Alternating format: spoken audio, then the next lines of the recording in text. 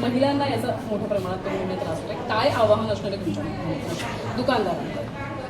कुळगाव बदलापूर नगरपालिकेची नगराध्यक्ष म्हणून मी सर्व बिअर शॉप धारकांना किंवा दारू विक्रेत्यांना आवाहन करते की आपल्याला जे लायसन मिळालेलं आहे ते विक्री करण्याचं लायसन मिळालेलं आहे, ना की तुमच्या दुकानाच्या बाहेर तुम्ही टेबल खुर्च्या लावून त्या मद्यपान करणाऱ्यांची सोय करून देण्यासाठी आहे. आपण त्वरित ह्या गोष्टी बंद कराव्या, कारण काय ह्या गोष्टी जर बंद नाही झाल्या तर आपलं लायसन कसं कॅन्सल होईल ह्याची खबरदारी आणि ह्याची जिम्मेदारी मी घेईन.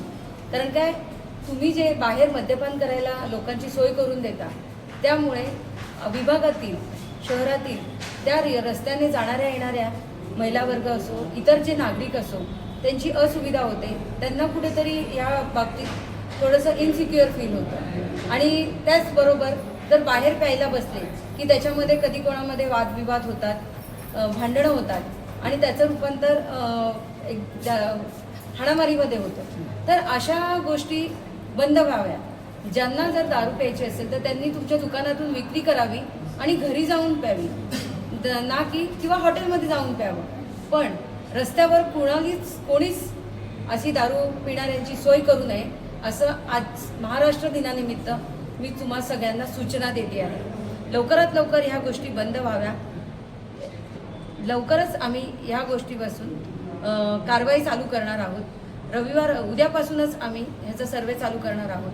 ज्या दुकानाच्या बाहेर असं मद्य पिणारे बसलेले असतील त्या दुकानाचं लायसन कसं जप्त होईल ह्याची खबरदारी मी नक्कीच घेईन. अर्थात काय आव्हान असणार आहे दुकानदारांना, कारण की आता हे मोठं पाऊल उचललं जाणार आहे नगर परिषदेच्या माध्यमातून. नाही, नक्कीच आपण जर बदलापूरमध्येच काय सगळीकडे जर आपण बघितलं तर सर्रास असं हे चालू आहे की जे लिकर शॉप्स आहेत त्यांच्या बाहेर मद्यपान करणारे बसलेले असतात आणि त्याचा त्रास हा प्रचंड तिकडच्या नागरिकांना आणि स्पेशली लेडीजला होतो.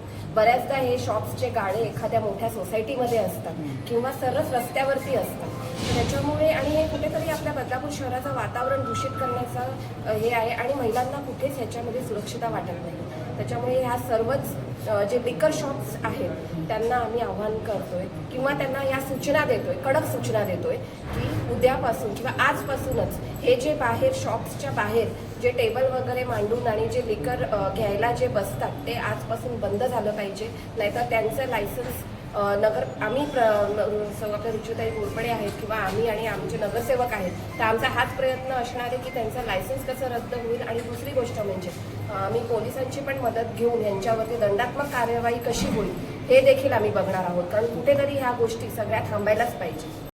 अल्पावधीतच लोकप्रिय झालेला भारताचा बुलंद आवाज आपला Bharat channel subscribe, share, like आणि कमेंट्स करायला विसरू नका.